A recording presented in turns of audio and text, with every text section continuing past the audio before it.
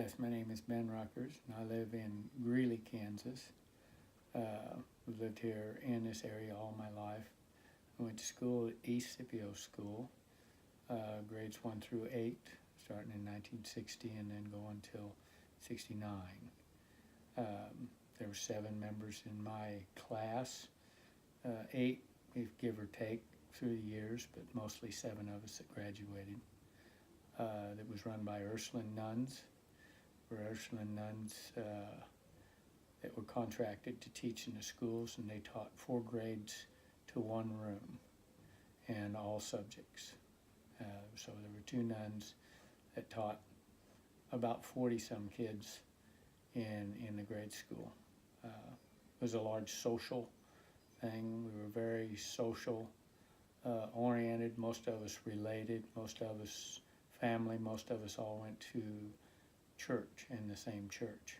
It was a public school, but it was run by nuns, but we still went to Mass twice a week on Tuesdays and Thursdays. We would go to Mass and have religion.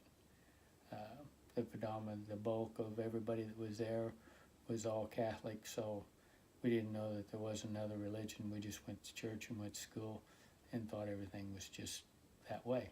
Didn't know what the outside world too much had. Until we got a little older. The nuns were strict. They had to be very strict to have any type of order in the schools while they were given classes from grades 1 through 4, each one having their own English, arithmetic, and math and spelling classes all the way through. So they had to, and it was on a rotating basis all the time, all day long. So they had to have very strict rules and orders and things that you had to follow, and I don't blame them. I could only imagine that the ensuing part would have been chaos and insanity, which would have been on their part. We would have been crazy enough the way we were. So, but it was just a very big social family. Since it was a small school and a 2-room schoolhouse, we brought our lunches to school, ate sandwiches, and all enjoyed playing games with one another that we created with the number of people that we had.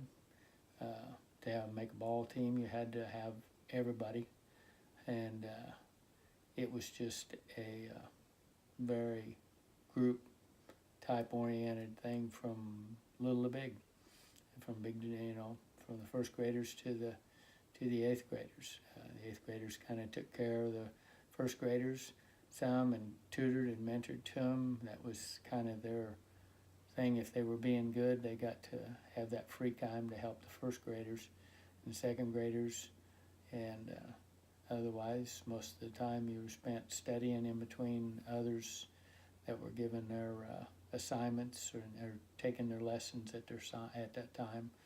And we had a library. We read. There was a nun that read to us when I first started, and that influenced me a lot on my reading. I learned to love to read and just absorb the stories. I couldn't read enough. I read all the books that we had in the library. I loved reading. I loved listening, reading the stories about, anything, just to kind of, I guess, get out of the schoolroom, I guess. So that's what took me out of the classroom, was reading a book. So, but that's what I enjoyed immensely, a lot about it. As far as what I didn't like, there were times where that we pushed the limits on our rules, and when we found out that those infractions were not taken lightly at school or at home. If you made the nun upset, the nun told your parents, or your brothers or sisters told your parents, or the neighbors told your parents, and your parents were upset because they were a little bit embarrassed by your actions. So for the most part, you tried to behave very well, not so much in fear of the retribution of the nuns, of maybe that you were going to embarrass your parents and what their retribution might be. The punishment that they gave you was always something that was always going to linger much longer than what the nuns gave you. If they swatted your hands with a ruler, that was not going to be nearly as eloquent as it was going to be whenever you got home. But anything else? What was it like being in a two-room schoolhouse? Like I say, it had to be very strictly enforced. When you weren't having class, you didn't talk. When you were having class, you participated, but you didn't upset the other people in the other grades that may have to be studying at that time. So it was something was always going on with 4 grades. They were always having classes.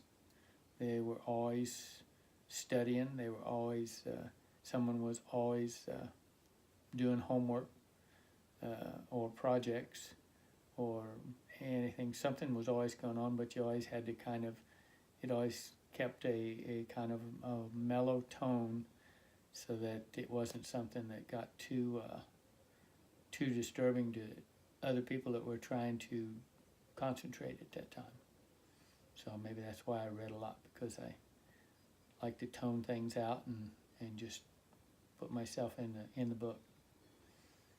Unfortunately, I probably didn't read my studies as well as I read library books. So, if teacher, Sister Hildegard always said she couldn't believe that someone that read so much could spell so poorly. So. Well, thank you today for your interview.